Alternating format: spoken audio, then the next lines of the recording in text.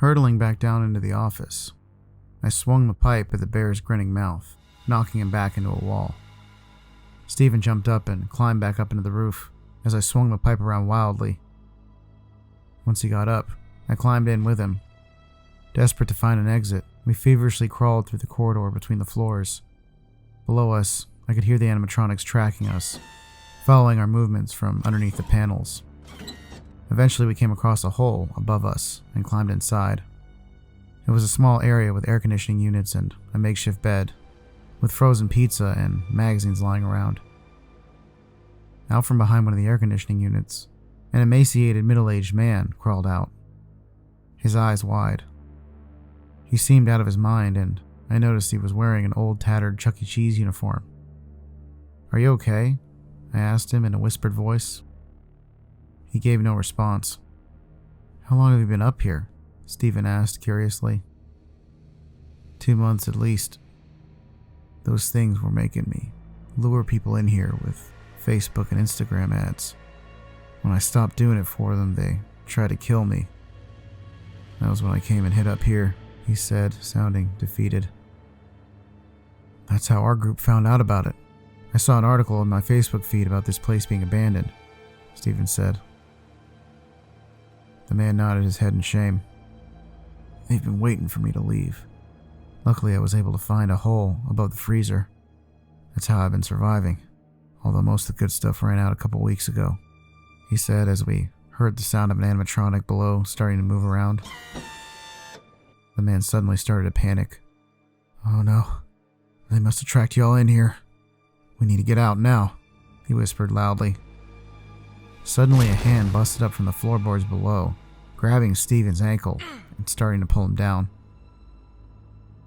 I kicked the hand, allowing him to wiggle away, but as he started to run, I noticed the animatronic had bored some sort of metal piece into his ankle. There was no time for us to look at it though, we just had to keep going.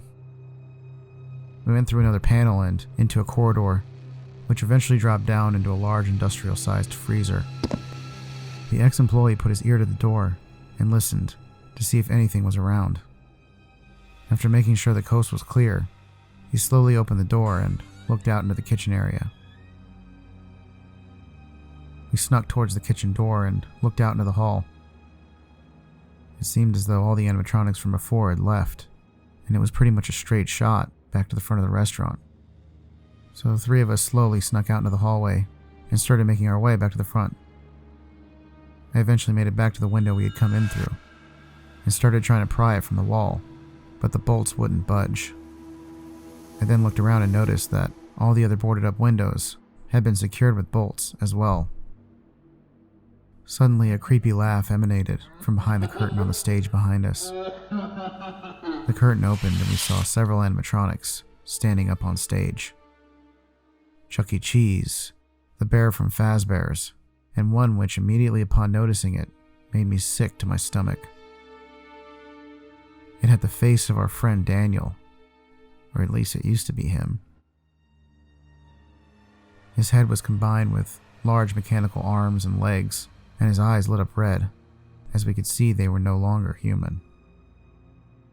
The group of animatronics stepped down from the stage and began slowly walking towards us. Panicked, we ran down the hallway towards the back of the restaurant again, to try and find somewhere to hide. As we passed the back office, another robot busted out from the door. It was Kelly, the other member of our group who was taken before, and she'd now been turned into one of them as well. Her mechanical arms aggressively grabbed the ex-employee and pulled him into the office with her. Stephen and I eventually found another door into a back office, got in and slammed the door. There was a boarded up window, but it didn't look like they had bolted it shut yet. I immediately went wild trying to rip it off the wall. Finally, I was able to break one corner off and let some sunlight in, which loosened the whole thing up a bit. All of a sudden, Stephen fell over and began convulsing on the ground. I looked at his arms and it appeared as if something was bubbling up through his veins. He stared up at me as he screamed and his eyes revealed this piercing red light shining through. Then he lunged up as if being shocked and started uncontrollably lurching towards me. Throwing the metal pipe at his face, I tore the rest of the board off the window and jumped out. Neither he or any of the others followed me. I eventually ran to a place where I could get reception and called the police about the ordeal. They showed up at the Chuck E. Cheese about a half hour later and apparently could not locate the animatronics anywhere. There was a sign of a struggle, and they believed that something had happened, but the robots and my friends were nowhere to be found.